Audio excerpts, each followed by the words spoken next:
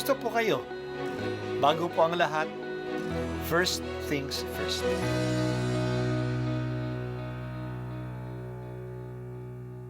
Good morning po.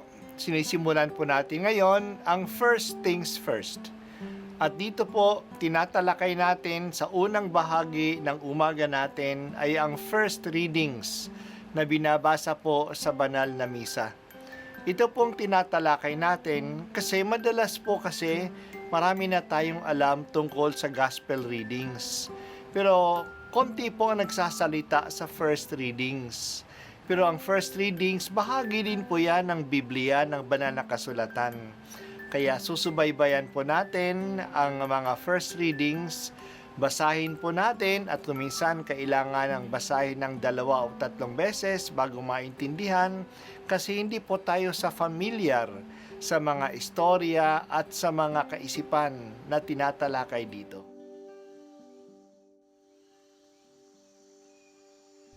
Ang pagbasa mula sa aklat ng mga kawikaan.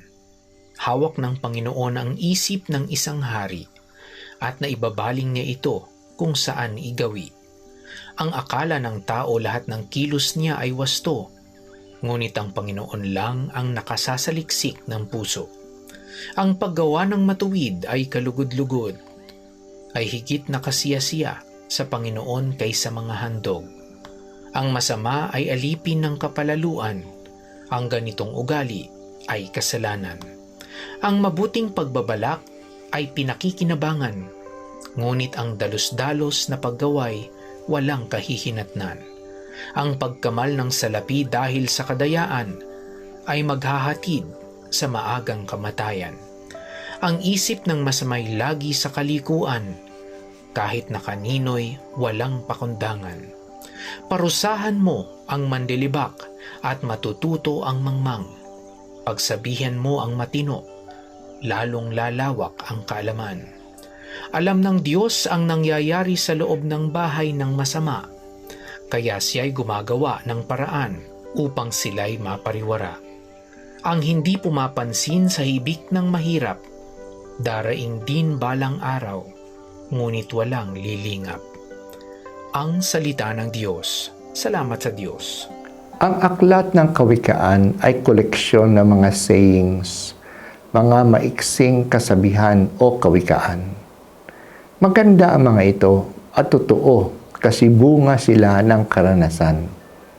Pero walang paksang sinusunod ang koleksyon na ito. Dahil dito, medyo mahirap basahin kasi halos independent ang bawat saying sa isa't isa. Kaya dapat basahin ang isang kasabihan or saying, tumigil at pagnilayan ito. Mahirap itong basahin ng tuluyan. Ang bawat kawikaan ay dapat pagnilayan. Sa pagbasa natin ngayong araw, kukuha lang tayo ng 4 na kasabihan na ating pagninilayan. Ang kasabihan, akala ng tao lahat ng kilos niya ay wasto, ngunit ang Diyos lang ang nakakasaliksik ng puso. Sa ating Christian spirituality, tayo inihikayat na makaroon ng madalas na examination of consciousness or examination of conscience. Suriin natin ng madalas hindi lang ang ating ginagawa, kundi pati na rin ang ating mga motibo. Madali natin malinlang ang ating sarili. Kaya madalas dapat nating suriin ang ating sarili sa harap ng Diyos. At humingilin din tayo sa Diyos ng kababaang loob at karunungan na makilala ang ating sarili. Makakatulong ang pagsusuri ng budhi araw-araw bago matulog. Isa pang kawikaan, ang paggawa ng matuwid at kalugod-lugod ay higit na kasiyasiya sa Panginoon kaysa mga handog.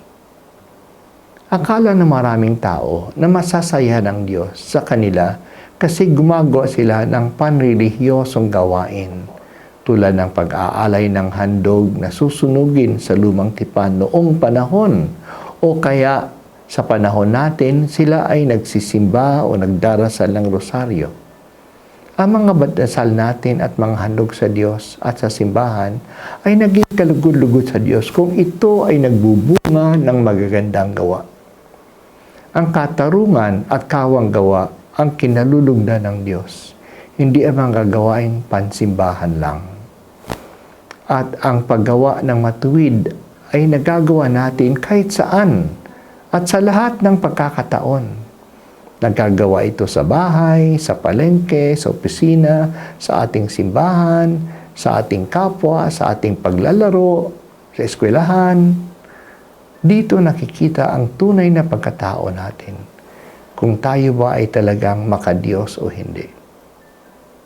Isa pang kawikaan, ang mabuting pagbabalak ay pinakikinabangan, ngunit ang padalos-dalos na pag-away walang kahinanatnan. Ito ay talagang karanasan ng marami. Magkakaroon ng magandang resulta kung isang bagay o isang activity ay pinagplaplanuhan, pinag-uusapan. Pero ang pabigla-bigla lang ginagawa ay walang mapupuntahan. Kaya kailangan ng maayos na planning sa ating mga gawain. Sa opisina man kaya, o sa organisasyon, o sa simbahan. Gayon din sa pamahalaan. Kaya may mga meeting, may mga planning sessions, may mga evaluations. Ganon din sana sa ating buhay.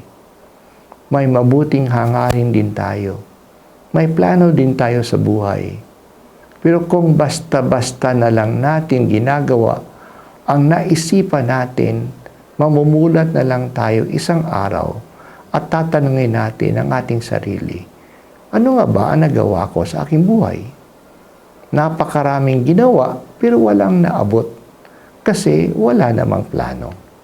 Isa pang kasabihan, ang hindi pumapansin sa hibik ng mahirap, daraing din balang araw, ngunit walang lilingap. Ang sukatan na ginagamit natin sa iba ay siya ring sukatan na isusukat sa atin.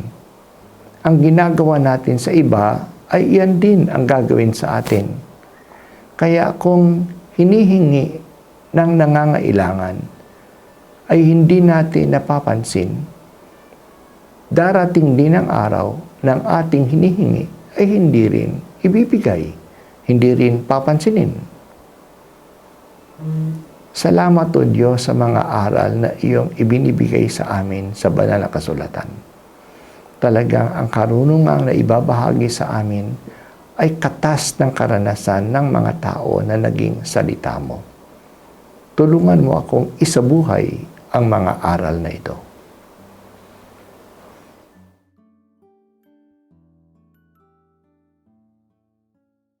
At ako po ay si Bishop Roderick Pabilio dito sa First Things First.